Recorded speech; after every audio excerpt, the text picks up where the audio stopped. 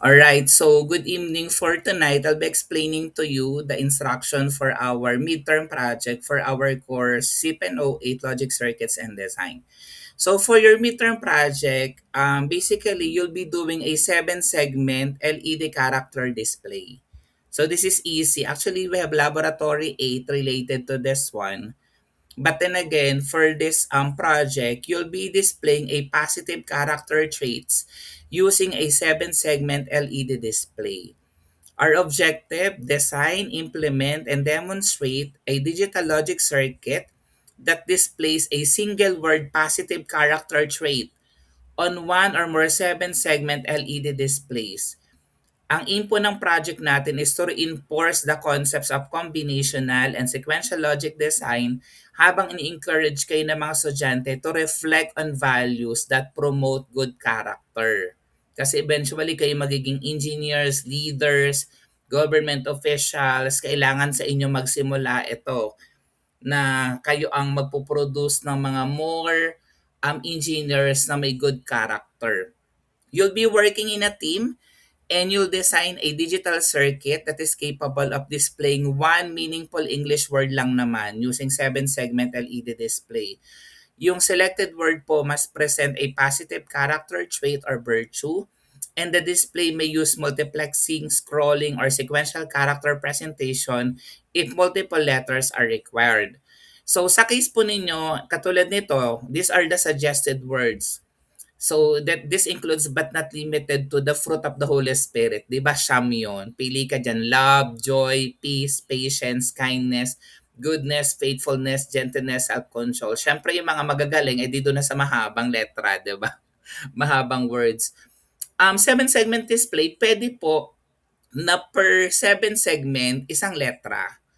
Or kung creative ka, pwede mo naman siyang gawa ng 555 timer depende sa design mo na nagpapalit ng letter. Isang 7-segment display lang pero nagpapalit-palit ng letters para mabuo yung word na kailangan ko. Like love, joy, peace, patience, kindness, goodness, faithfulness, gentleness, and self-control. Pwede ka rin naman gumamit ng other positive values like hope, faith, honor, truth, humility, respect, integrity, service, courage. Ang kailangan lang, unique kayo. 'Di ba? Tatlong sections po ito. Kailangan yung mapipili po ninyo kahit wala po dito, unique. It must be approved by me. Pwede naman na Tagalog. So, ipapa-approve nyo po yun sa akin. So, i-design mo syempre yung complete logic circuit using digital logic principles.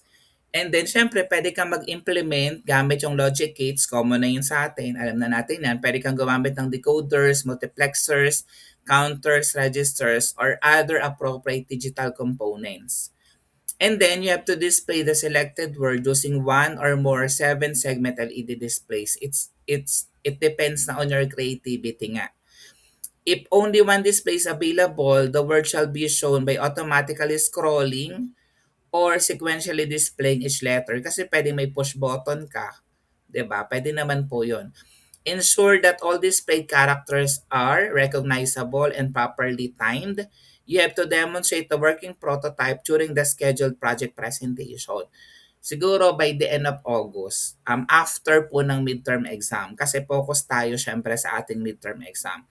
And then, i-deliver nyo to sa akin, circuit schematic, truth table, of course, logic diagram, the components that you have used, and then brief lang po ng explanation of your design. Mga 2 to 3 pages. Gumamit ka ng Canva, lagay natin save as PDF. Nakasama na din yung mga photos ng completed hardware, demonstration ng functioning prototype.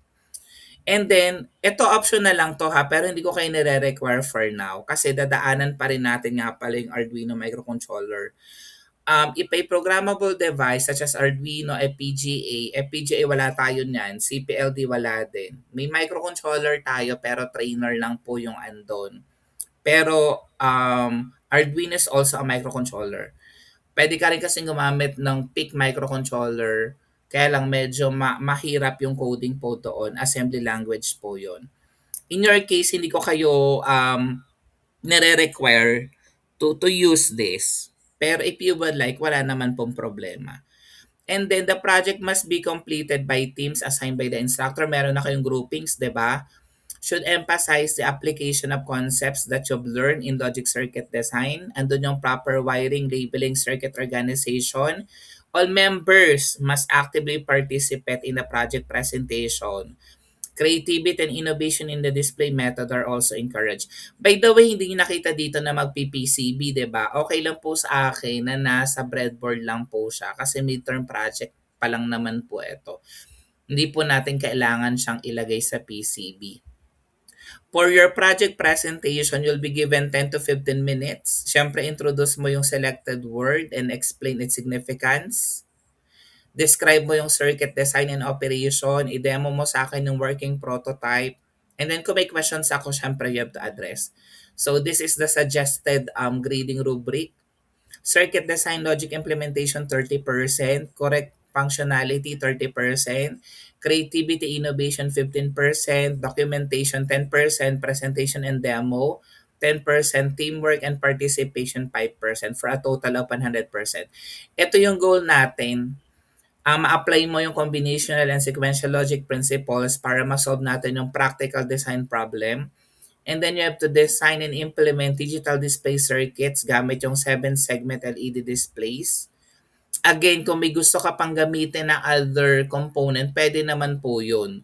Ito lang yung minimum requirement ko.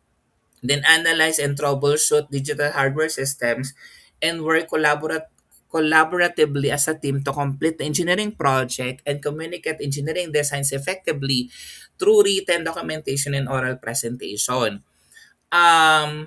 Yung presentation po ninyo, ito po yung format, CPN08, your group number, midterm project, save as PDF, then ipapasa po natin sa EHAB. Alright, thank you very much.